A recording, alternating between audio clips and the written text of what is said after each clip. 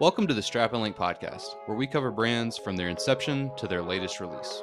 It's the Montress Tudor. Like I said, better movement, spring drive potentially. Rolex Oyster Perpetual. There's Super Ocean here. Now you see this kind of renaissance of Tudor. Finally, in 2016, they achieved the spring drive with an 8-day power. The podcast for watch lovers by watch lovers. New episodes every first and third Monday of the month. Welcome back in, everybody, to the Strap and Link podcast with your host, as always, Brett, joined by your other host, my co-host, David. What's going on, dude? How you been? What's going on? We were saying that Watches and Wonders is coming up next week. So still about watches, but it's going to be big. Yeah.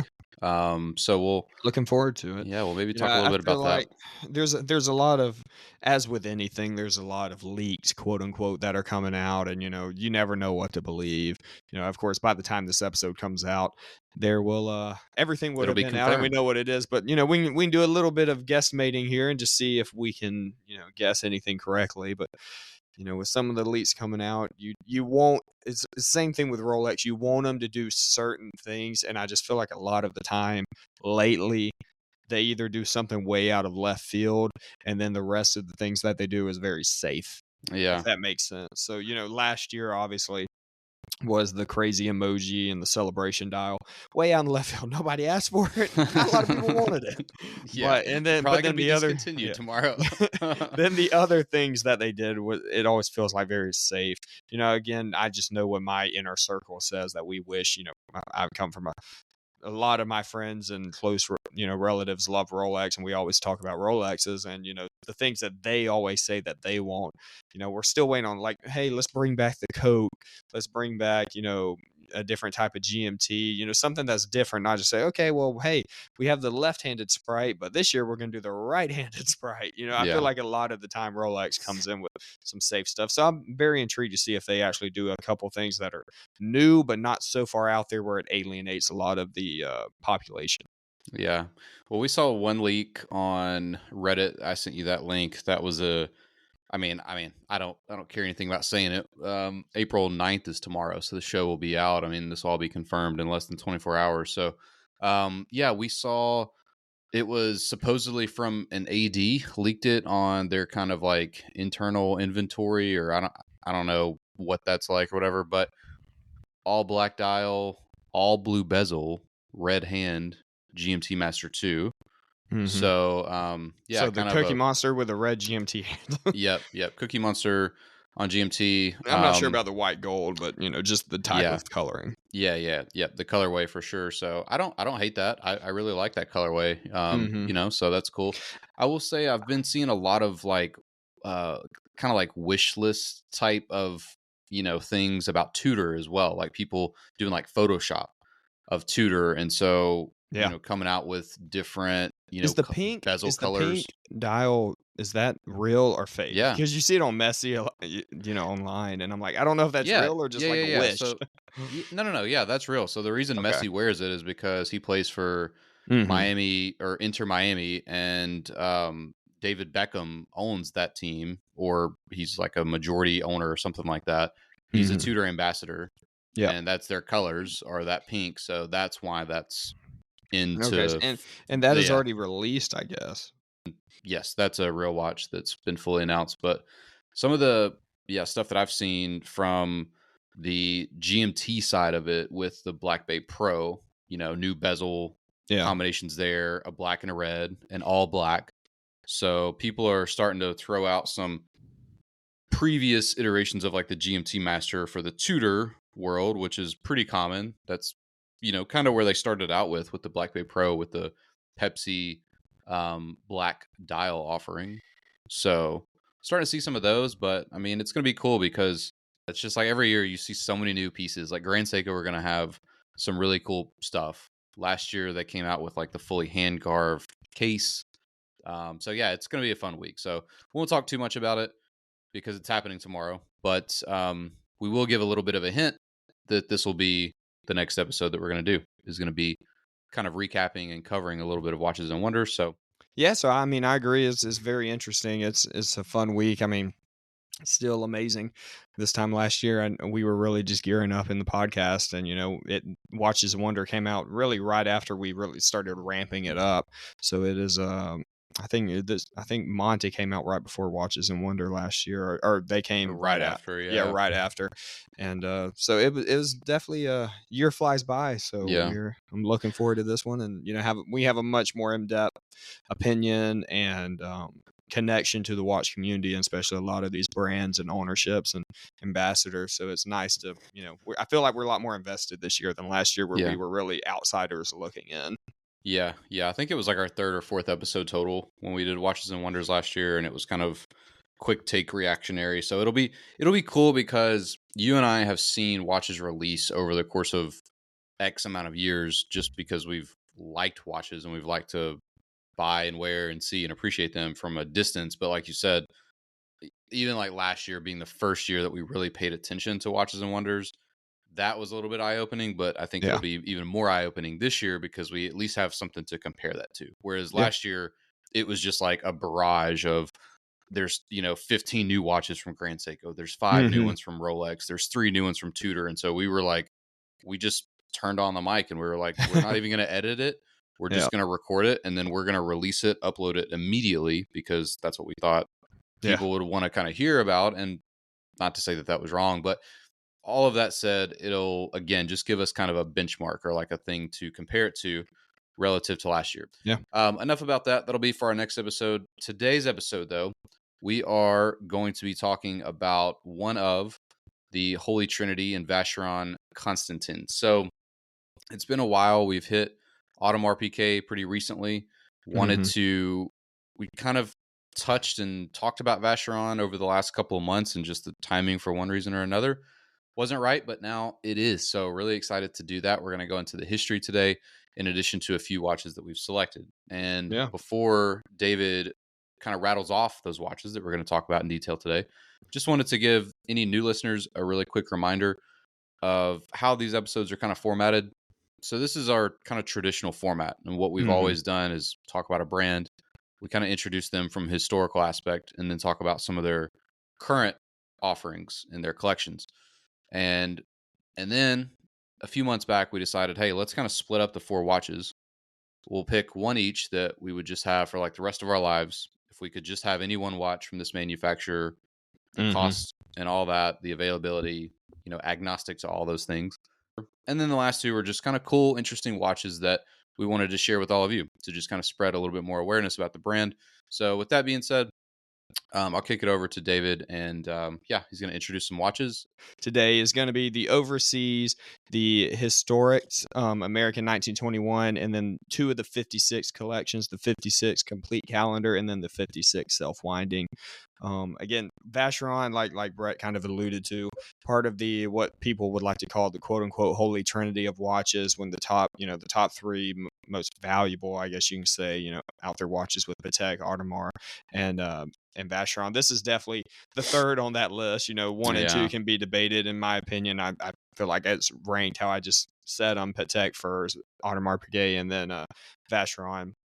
This brand also, they don't really release a lot of watches a year. I mean, it's somewhere around 20,000 a year versus yeah, Rolex at 1 million, and everybody wishes they'd release 2 million. AP and Patek are even above this as well. So this is an interesting brand to me. The quality is there. It's right up with AP and Patek, but for whatever reason, the popularity maybe just isn't there outside of a true watch expert or collector.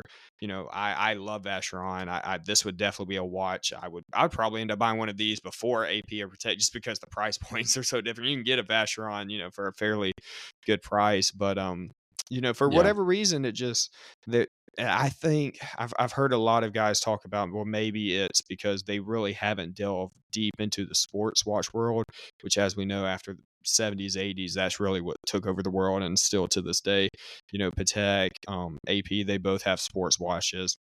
Obviously, with the Royal Oath, Aquanaut, all of those are lean more on the sporty side. Where Vacheron really has stuck to their roots, and they're a dress watch. yeah, AP, all these other brands started with dress watches, but then they adapted to the sports world, which obviously is what's taken Rolex to a brand new whole other level.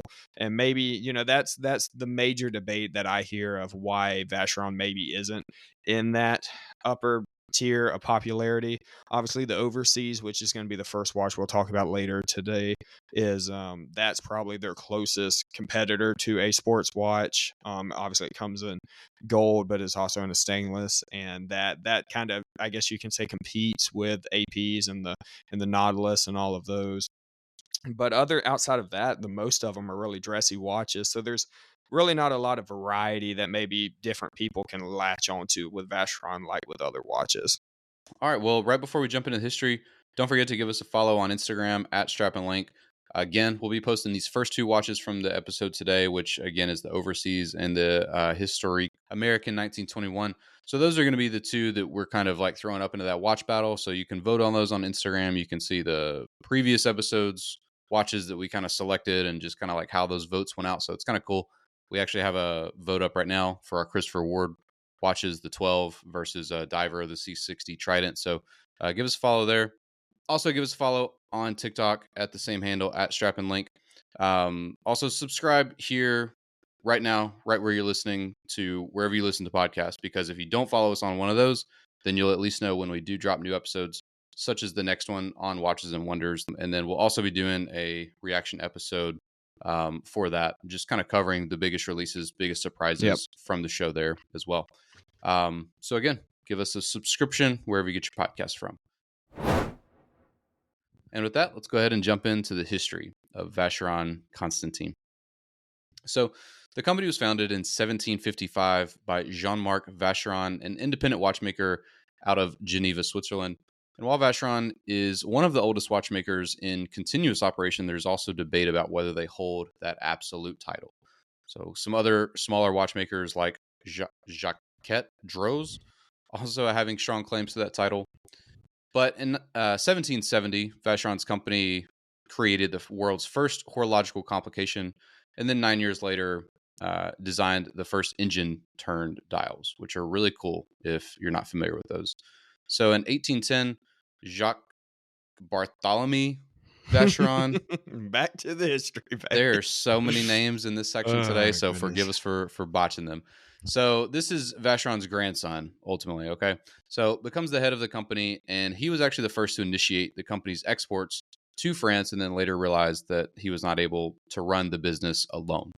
And so basically in order to travel overseas to sell the company's products abroad in regions like North America, not only in Europe, he needed that second partner. And so consequently, in 1819, Francois Constantin became an associate of Vacheron, and the company continued their activities under the new name of Vacheron and Constantin. Their motto still today, do better if possible, and that is always possible, first appeared in Constantin's letter to Jacques Bartholomew, and that motto, like I said, is still in place throughout the company today. And at this time, Francois Constantin traveled across the world marketing their watches. And of course, a big market at this time was trying to break into the North American market. And at the same time, in 1827, Vacheron actually created the jumping hour watch. And I said 1827, but I actually meant 1824. So for all of those fact checking us here. But in 1833, Vacheron and Constantin hired George Auguste Lachaud, whose job was to supervise the manufacturing operations within their factory. His inventions had a significant impact on the watchmaking industry in general, and he was the first person to standardize watch movements into calibers. After Constantin's death in 1854 and then Vacheron's death just a decade later in 1863, the company started using the Maltese cross as its symbol. This was inspired by the component of the barrel, which had a cross shape and was used for limiting the tension within their mainstream. So it's cool that one of their symbol that they're known for was actually just built from their watch mechanics. And in 1885, created the first non-magnetic timepiece, which included a complete lever assortment made of materials able to withstand magnetic fields. This construction included a balance wheel, balance spring, and lever shaft that were made of palladium, the lever arms in bronze, and the escape wheel, which was actually made in gold. For remarkable achievements in the company, Vacheron and Constantin was awarded the gold medal at the Swiss National Exhibition in Geneva in 1887. Then later in 1901, they actually won the Geneva Seal. Yeah, and jumping ahead to 1929, the Grand Complication Pocket Watch, which is number 402833 for King Fahd of Egypt, was actually created. And then later in 1936, Charles Constantin became head of the company, the first since the 1850s that a representative from the Constantin family had become president of the company. But in 1940, in order to save it, Georges Ketterer acquired the majority ownership of stock, and it's said that eventually his son would change the name to what it is today, which was just simply Vacheron Constantin. And a couple worlds first started in 1955 whenever Vacheron produced the world's thinnest manual winding movement, which is the caliber 1003. And then in 1992 created the world's thinnest minute repeater, the caliber 1755. Makes me think of the new Bulgari Finissimo, whatever, 1 millimeter thick that just released today. Yeah. And when Ketterer died in 1987, Vacheron Constantin changed hands yet again to Sheikh Ahmad Zaki Yamani, a former oil minister from Saudi Arabia, and an avid watch collector. But at this point, he folded Vacheron Constantin into his personal portfolio of holdings, and then later in 1996, the entire share of Vacheron Constantin was bought by the Swiss Reichmann Group. And yeah, still owned and operated out of there today. It is. They're still owned and operated. The Sheik was was probably the most interesting. There's a lot of stories actually that I've read while doing some research. Nothing very verified, but apparently right before he took control of Vacheron, there was an assassination attempt or a terrorist attack on his life, and somebody ended up having to pay millions of dollars to get him spared. And it's a very crazy story. You can look it up online. But of course, during this time in the 90s, there really wasn't a whole lot of Western influence and media in Saudi Arabia. So there's really there's a lot of conflicting reports, but very interesting history if you're into that sort of thing to look up for a pretty long time. Yeah. Pretty 10-year owner. One of these big companies. Like, yeah. That's a interesting aspect that no one else has. Yep, exactly. Yep. And then finally in 2004, Vacheron Constantin opened its new headquarters and manufacturing facility in Geneva. And in October of 2005, the Richemont Group named Juan Carlos Torres as the CEO of the company. And under his leadership in 2015, Vacheron created the reference 57260, which is the most complicated mechanical pocket watch ever made with 57 complications. Insane. And then currently they are a active member of the Federation of Swiss Watch Industry and produces, like I said earlier, around 20,000 timepieces per year. Yeah, it's a very old history and very different from most companies. Most companies started later and they just didn't have to quite go through all of.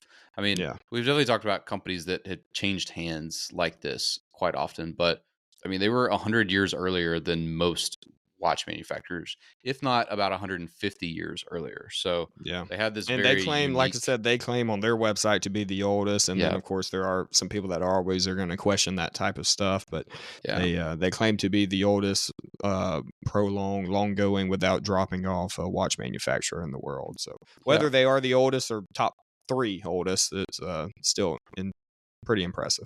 Kind of wraps up our history portion today. We'll be talking very briefly as we kind of run through the next 4 watches, or the 4 watches that we're going to talk about. We'll be, again, just very briefly touching on those.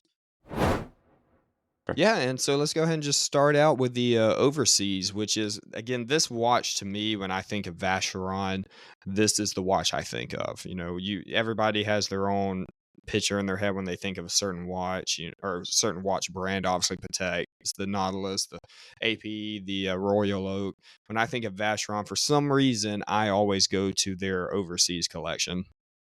And again, it's probably because that's what most resembles what AP and Patek are known for as well. So when you're thinking about those 3 together, this is what matches up best to them. It's a little bit more sporty, especially the stainless steel version of the Overseas. It does come in 22 karat pink gold and stainless steel, but this watch originally released in 1996, and this watch now has 41 millimeter diameter and case thickness of 10.69 millimeters with a watch water resistance of 15 meters.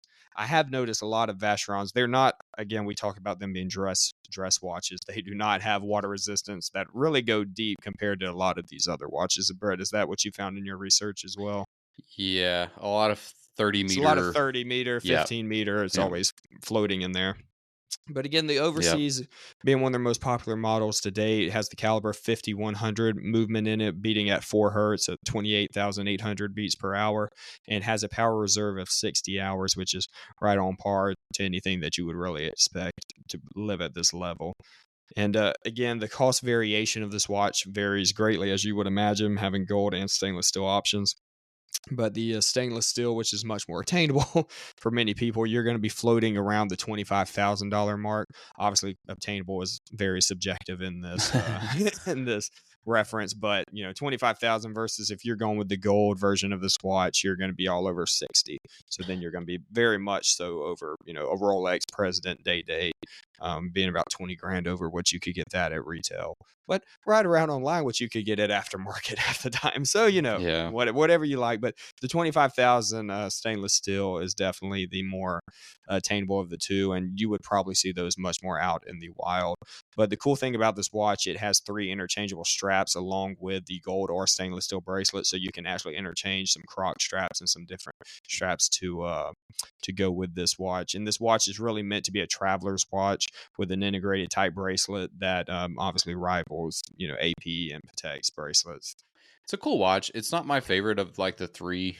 We talk about like the Royal Oak and the Mm-hmm. Nautilus and then the overseas. But it's kind of like you said earlier. It's like Vacheron, you don't think of them necessarily on that same level often. And so, whenever I see one of these watches, like I see a lot of that 70s, kind of styling to it, I guess. But it came out, like you said, in the late 90s. And it's just so different, there's no other watch in the world that has a bracelet shaped like this. There's very few Yeah. watches in the world where their bezels are, the bezel looks like what you would find on the reverse side on the case Yeah. back to Yeah. actually unscrew the case back, so Mm-hmm. there's all of these little design features about it that make it stand out. One of the cool things though regarding the entire collection, I mean, similar to AP and to Patek, we've not done a Patek episode, but definitely similar to AP. A lot of love goes into the overseas collection. So, Yeah. David's talking about this $25,000 model and the $60,000 model, but these are just three handers. These are just the run of the mill, Yeah. the one complication, day of the month. But I mean, you've got chronographs, tourbillons, iced out from, Vacheron, perpetual Mm-hmm. calendars, skeleton dials with perpetual calendars and tourbillons. I mean, so Yeah. you've got all kinds of stuff that's out there. And that's cool to me because I like to see that alongside like the Royal Oak having so many options to it too. So it makes it to where people that can afford these watches, you get a little bit of flair with it if, you can afford like one of the crazier ones. So Mm-hmm. it's cool. And hey, if nothing else, it's fun to like daydream about, Yeah. all the different options that they've got. And like I said, just some of the skeleton dial, some of the craftsmanship that goes into these, you can Mm-hmm. tell is really like upper echelon. Yeah. So, yeah. Yeah, definitely. Yeah, this, I don't know, to me, this watch is just when, I guess probably subconsciously, and I've seen this picture before, but having a Nautilus, a Royal Oak, and then the overseas side by side, that, and with somebody saying, the big three, that's why when I think of Vacheron, I think of this type of watch because it most resembles what is being compared to at other times. But again, this Yeah. Vacheron is up there with the big three, but it's definitely a step below. I feel like Vacheron, they don't have like the popularity of Yeah, AP and Patek. You know what I and mean? And that's it's really like, it. The quality is there. It's just the yeah, exactly. popularity. Maybe it's the Exactly. marketing's just missing. Yeah, and and it's hard to think that a company that sells watches that cost this much would just be skimping or missing on marketing. So it's like you don't hear about Vacheron in songs. You don't see it in movies a lot, but you'll hear Patek references. You'll see Yeah. Pateks in succession. They're buying Oh yeah. Pateks for birthday gifts, and they're wearing them, and people see Rolexes and Omegas in movies. So maybe like that's got something to do with it, but yeah. And one thing you said about like looking at all three of them together, because I was saying like how unique and how kind of like quirky Hmm. that the design look is, but you make a really good point. You line all three of them up, they're all very unique compared Yeah. to any watch that you see. I think this one maybe a little bit more so. It's a little bit edgier and more out there, but they're Yeah. all three. It's definitely more dressy than Mhm. the other two. The other two definitely lean on, like I was talking about earlier in the Yeah. episode, they lean on the sporty side. Where this watch, Vacheron's like, we're not leaving the dressy. I mean, you Yes. don't wear this watch out to the ball. You know, if you have all the money in the world, you could wear a Patek or an AP, and 99% of the people won't know what the heck you're wearing, and so they wouldn't think twice about the watch. And it dresses down because it's sportier. This watch is just very dressy looking. You're not wearing it to the Yeah. ballpark. It's very This is, no matter what, even though this is their most sporty watch, you're still wearing this watch with a suit or at least a button down. You're dressed up wearing it. yeah. It's very eye-catching, you know? Yeah, I mean, like which I I like it. Yeah, yeah. I mean, I keep saying unique, but I mean, I don't even think that even the Nautilus, we're talking about these three, that the Nautilus is like that unique when you compare it to these two, to the Overseas and to the Royal Oak. But the Overseas is just like a next level. So let's go ahead and move on to our second one. So this will be again the second watch of the episode, my first watch, and so these are the two that we'll have up on our Instagram watch battle. So again, give us a shout and a follow there at Strap and Link on Instagram. yeah. So I'm going to be talking about the Historiques American 1921, This and is a watch that definitely got a lot of popularity. I feel like in the last few years, I've seen. yeah, It's yeah, it's posted about a good amount. yes, it is. Yeah, it's a very popular watch, especially from the world of Vacheron. I think if you remove Yeah. the Overseas, this is what people know and think of. Mhm. At least in my mind, they do. And so this collection, the American collection, dates back to, or I'm sorry, the Historiques and this American watch dates back to an original watch from 1921. Hence, that is in the name. 40 millimeters case diameter. This is going to be 8.06 millimeters on the case thickness with a water resistance of 30 meters with the caliber 44 AS inside, which beats at 4 hertz with a power reserve of 65 hours and a cost on this watch of 40,400 US. Now it is in rose gold, so there is that going for it. Very dressy. And for anyone that's listening and maybe has never seen this watch or don't maybe didn't know the Don't name of it, recognize the name. Yeah, yes, yeah, because I see it and I know what it is. yeah. I until doing research, I didn't know the name of it. I'm not. Same I'm thing with the not. Overseas, if I'm being honest. It's like we know these when you see the watch, you Hmm. know it, but you just, which is Yeah. also telling to Vacheron versus others. Everybody knows what a Nautilus is. Everybody Yep. knows the name of, these watches seem to not have as popular name, but when you see it, you recognize it. Yeah, it's definitely recognizable. So if you're listening and you're wondering what this watch is all about, this is the watch with the crown that basically sits where a normal two, between the 1 and the 2 o'clock position would. So the case shape is kind of this cushion, kind of this pillow shape. So that it's basically square but with rounded edges. I don't know how else to describe that. And again, the 12 o'clock hour marker is situated between where you would normally find a 1 and a 2 o'clock marker.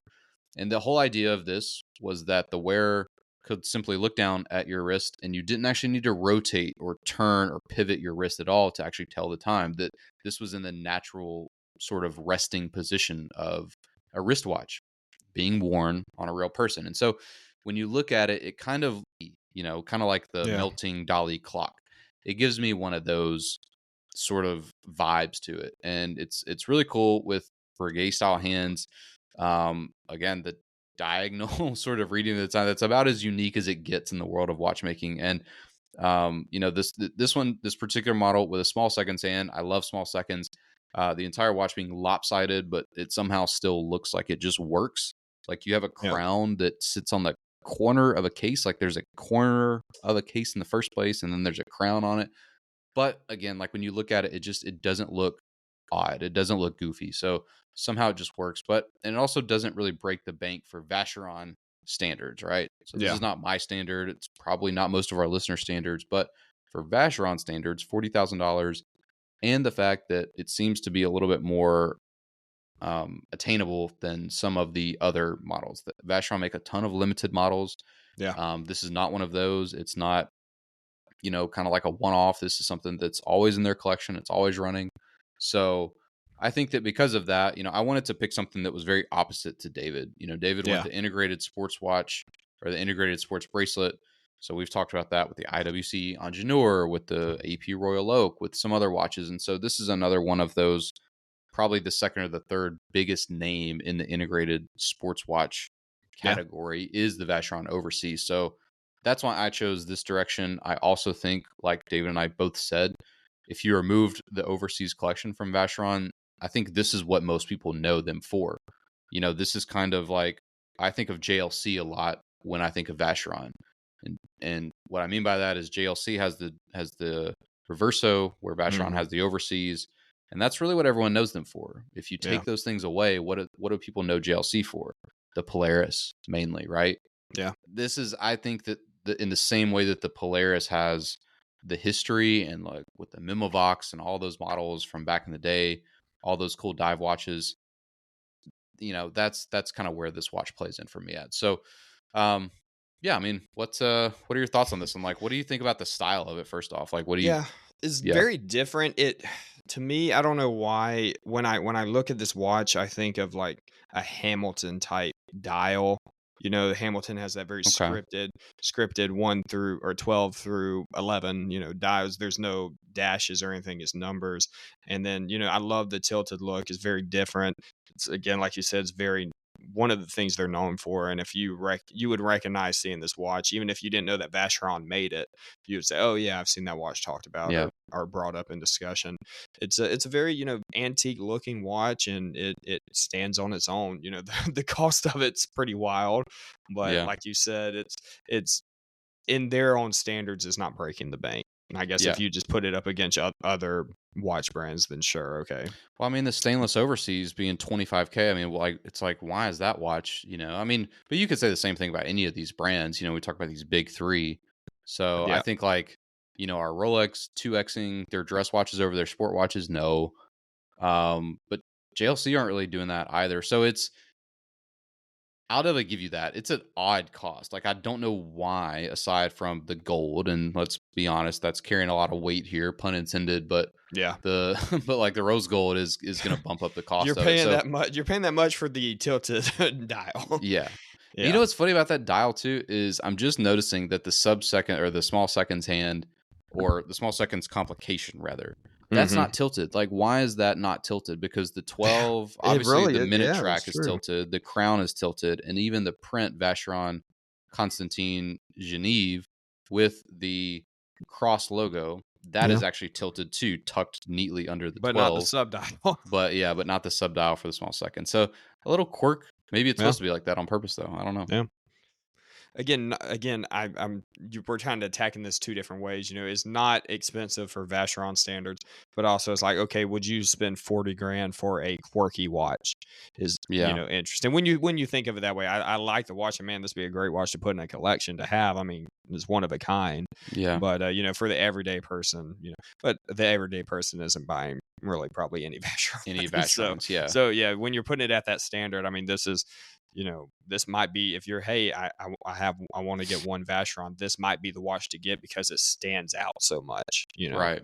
Right. Yeah, like if you already have a Patek or an AP, would you really want Yes. another Overseas, or would you want this? I would definitely go in 1921. Yeah. Yeah. And let's not like have this be lost on anybody. Like, Yeah. this watch is for the person that's got 50 watches in their collection. And like Yep. David just said, this person already has an AP Royal Oak. They probably Yep. already have a Patek of some kind. They probably have an Overseas, maybe a 222. Like, this is someone that's like really into spending money and doing it Mm-hmm. wisely in the world of watches. So Yep. yes, that's why we're saying, like, it's inexpensive relative to what they offer, and also a little bit on the cheaper side relative to that person's collecting habits. So, Yeah. we have to kind of preface a little bit when we talk about these big brands, because Don't think we're just that yeah, senile. because there's That other much episodes. removed. Yeah. Yeah. I mean, there's other episodes we talk about Hamilton and $700 watches, and then we make this kind of the same points there of like, oh, this one's 1,200, but this one's 400, and where's the bang for your buck? So we're trying to, maybe apply that a little bit out of our wheelhouse, because we're not those collectors, and we're not, very Yeah. hands on with these types of watches. Let's go ahead and move on to our next watch, unless you have anything on the 1921 left. Yeah, let's move on. The Okay. next watch we're going to talk about, I think we're both going to hit a part of the 56 collection, which just so both of so everybody knows, both of these watches are of course inspired by the watch that was launched in the year 1956, which is the reference number 6073 for mine, and it comes in as a complete calendar. Mine is it comes in at a case diameter of 40 millimeters and case thickness of 11.6 millimeters, with again a low water resistance, but it's a dress watch of 30 meters. And this comes with a caliber movement 2460. Oh gosh, can't spit it out. 2460 QCL1 with 4 hertz beats per hour, just like the rest of the watches we've spoken about so far. The only thing that was really jarring to me is the power reserve of 40 hours.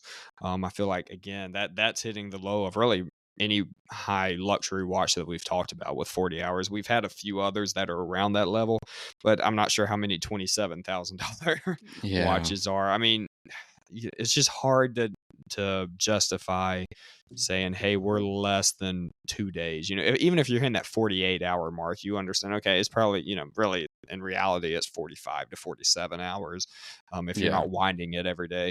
But And it's you're only a 4 hertz watch. Like, you know what I mean? yeah, It's not like it's a high beat or something like that. That's, there's not a, I mean, I know 4 hertz can kind of get up there, but yeah, there's plenty of brands that are making in-house movements with 4 hertz. So yeah, I totally agree with that right there. For the yeah. money, I would hope to see a little bit more on both water resistance and cost, because Yeah. yeah, we're getting But into a collection that can be a little sporty. yeah. Um yeah. This and I mean this watch is, like we said, inspired by the 1956 collection, and this is actually one of the more overlooked historical models that have nicely integrated lugs, and was among one of Vacheron Constantin's first watches to come out that were with automatic movements.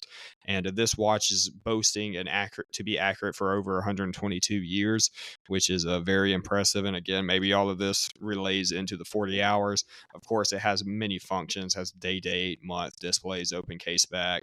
And a cool thing about their open case back actually is it has the Maltese cross in the open case back. So I think that's, holding their symbol on the front and the back of the watch is pretty impressive. And you don't really just see that, it's a nice touch, I would say. Yeah. Yeah, that's definitely unique across most manufacturers for sure. Yeah. And again, the 1956. This is just one of the many different collections, or different watches within the collection. And we can go ahead and let's go ahead and mention Brett's 1956 collection watch, and we can just talk about them both as a whole. So my 56 is simply the self-winding, Yep. and I'll run through the specs and then kind of call out why I chose such a similar watch. So similar to David's, of course, based on the 6073 reference released in 56. Case material here, 40 meters, 9.6 millimeters thick on the case, 30 meters of water resistance like we've seen for most so far, with the caliber 1326 inside. Again, a 4 hertz movement.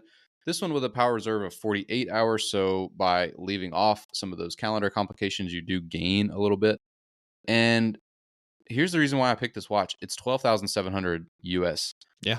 And I wanted to, kind of in the spirit of, what we're kind of wrapping up there with the American 1921 watch, wanted to just highlight like what you can get from Vacheron at prices that You can I get a think a lot Rolex of our from. listeners would be Yeah. comfortable with, or at least familiar with, right? I Hmm. mean, most people, even if your most expensive watch is only 3 or 4 grand, watches that are in the $10,000 to $15,000 range, Yeah. right? That's maybe like a grail for someone like you and me, is a watch that costs that much versus one that's maybe 40 or 50. Yeah. Maybe some of those begin to seem unattainable for certainly for most people. And so again, that was the reason for picking this, because it's a great looking watch. It's effectively the same watch that David chose. And while it does come in some different, various style colors and options, the model that, I particularly like was the blue dial. And, it does give me a little bit of the GLC Polaris vibe. The numerals, for example, it's every other. So you've got 12, 2, Yeah. 4, 6, 8, and 10. You do have a date complication there, with, there's it's very much a dress watch, right? Don't get me Hmm. wrong, but I mean, at the same time, it looks sportier than a dress watch. I mean, It comes on a croc strap, and I think that like sells it, Yeah. as a dress watch. But I mean, if they It could make be dressed up or dressed down, definitely, especially with that for sure. navy blue dial that both of our watches are really known for. Yeah. Yeah, exactly. Because I mean, if this were to get onto a bracelet, I think people would look at it and they would never, potentially never even consider it as a dress watch kind of setup. But similar here, the open work case back does reveal that elevated oscillating weight in 22 karat gold, Mhm. also with the cross design there. But like I said, it's not gold. Doesn't have some of the bells and whistles like we've talked about. Doesn't have all of the Yeah. complications and everything like that. So again, just kind of highlighting what the everyman can get here from Vacheron. And so, Yeah. like I said, basically we're looking at like the same cost as a GMT Master from Rolex. So anyone recently that's gotten their hands on, let's say like an Omega Speedmaster, a Rolex Sub, or a GMT, a JLC Reverso, this is right there in the same range Yeah. as those models, right? You're talking like high singles and then low teens, in terms of cost, and it's a great looking no frills dress watch as it comes from Vacheron, like I said. Oh, yeah. And so you get to get into the holy trinity, like For David 12 said. grand, that's hard to do. Yeah. Maybe it's the bottom, maybe it's the third, it's the low end of the totem pole potentially, Yeah. but it's hard to argue with that. I mean, if there's one dress watch in your life, most people these days only have a need for one. I've only got one. I have no plans for another one. You know what I mean? Yeah. But I mean, I thought it's that was cool.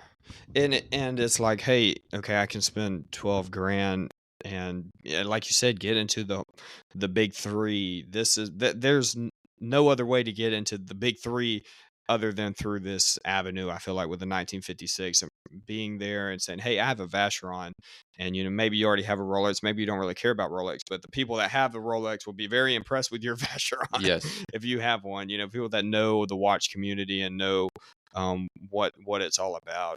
The Vacheron's a very coveted brand, and to be able to step off into that in 12 grand, and maybe that is your Grail watch, and that's your one dressy watch, and like you said, it can dress it up, you can dress it down, and you know make it your everyday watch if you need to. Yeah. And and to go back to something we talked about, the code 59 from AP. I mean, it just this watch, both of these, the 56, they just look so much better than Yeah, that AP collection. So I think for any similar sentiment that we shared on the on the AP episode about that entry, it's like it's the same sentiment, but you get, in my mind, you get a way better offering.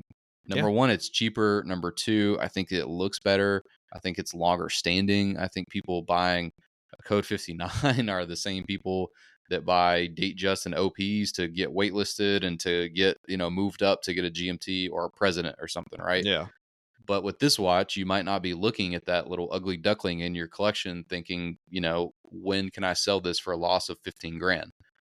yep. I mean, this watch doesn't even Oh yeah, I cost mean, 15 grand. So yeah, I think that's what's so cool about it is Patek and AP don't offer that avenue. So, and one last thing is, you're saying like people with Rolexes will appreciate this. It's like going all the way back. Vacheron being not that well known of a brand, I think like the only person buying this particular, watch, even considering a 56 to get into a Holy Trinity brand, they're freaking watch nerds. Like yeah, no one, that thinks of Richard Mille and Rolex and these big fancy pop culture, influence brands. No one in that world knows about Vacheron Constantin. I yeah, promise you. yeah, So that's another cool thing. Like you said, people would, I think, be very impressed with it. Like if I yeah, ever saw Vacheron, whenever I see them, same with, APs and Royal Oaks, you don't see them often. And yeah. you're genuinely intrigued about why did you buy that watch? Like, how did you get that watch, and what's the story behind it? Yeah, definitely. I mean, Yeah. this is I we'll put on our Instagram. I would love to see the voting of this. We'll put a poll between the Code 59 and then this Mm, 1956, and just see yeah. what you guys. Hey, which one would you rather have? And we'll have the just basic 56 and then a code 59. We'll try to do a generic, not something way out there to skew the results. Yeah. But and just see what you guys think, and we'd love to get that feedback, and see if you're on the same board as us, saying, hey, maybe let's not even put the price point, because that can also sway things. But Yeah. just out of looks alone, what would you rather have? And of course, this being around 12 versus the other one being around 26, it could mean a lot. Yeah, for sure. Yeah, I mean, we could definitely do that because we both did a code 59 for the AP episode. Yeah. Well, we kind of because had to, because they that's only all have they two have. different. Yeah, that's all they've got. Royal So, Oak and the 59. yeah, so we've got two 56 from Yeah. Vacheron and two code 59s from AP. So yeah, we should definitely do that. Well, one more thing I wanted to Do bring you want up. to talk about these? Yeah, let's do it. One more thing I wanted to bring up before we left was the Louvre collection of I about just said AP, of Vacheron. I didn't even know these things existed until we Me started doing neither. our research, and it just shocked me. The first one I saw was the Sphinx, and for people that don't know, Vacheron had a close collaboration with the Louvre, and each watch references is a timepiece of the museum's collection of antiquities. The Grand Sphinx, I'm not going to list them all because there's a lot of languages that I won't be able to pronounce correctly. But a lot of the Louvre's collections, they actually put on a watch. I tried to look up some pricing of this on their website. It's price on request. So not really sure how expensive they are. And they're all limited. Very much out there. Yeah. Yeah. Yeah. I mean, so again, it's tough to podcast about, to make a podcast about such a visual thing. But I mean, these are not watches that you would think about in any normal sense of the word. I mean, these are. Do they even have hour and minute hands? I don't think there are any hour or minute. I think it looks like there are little complications. Yeah, they're complication like date windows. Yeah, so where like the 11, the 1, the 4, and the 7, or I'm sorry, the 4 and the 8 hour marker, there are little windows on each of the watches, and presuming that that's how you tell time, because the entire dial is made up of almost like a mosaic pattern in some instances. Sometimes very handcrafted, detailed. It's 3-dimensional lions and sculptures, animals. David mentioned a lot of Egypt. Yeah, because remember, going all the way back, right? That was one of the watches that was designed was for the King of Egypt back in their history, and so paying some heritage to that. It's just a very cool collection for, I think, just for people to see like what some of these watchmakers are doing.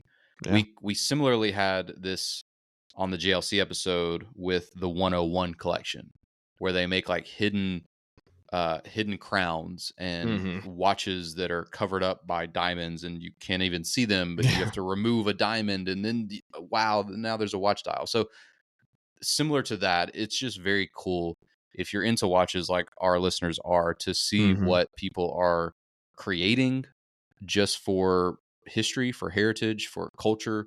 So very cool. Definitely encourage you guys to go check out their website, and their website is very good, by the way, too. I like it a lot. It's very like kind of well done on each of the watches. They give you a lot of detail on each of the pages there.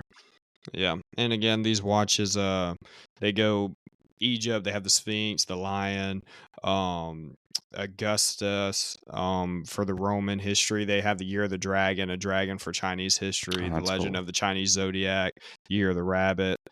So I mean, they have all different times, and they even have one watch, which I'll see if I can copy it here, Brett, for you to see, but is a tribute of explorers, and it's actually a sailboat and some plantage. And again, we'll post a lot of these. Cool. They'll be all over Instagram, so I'm sure we'll be able to find one.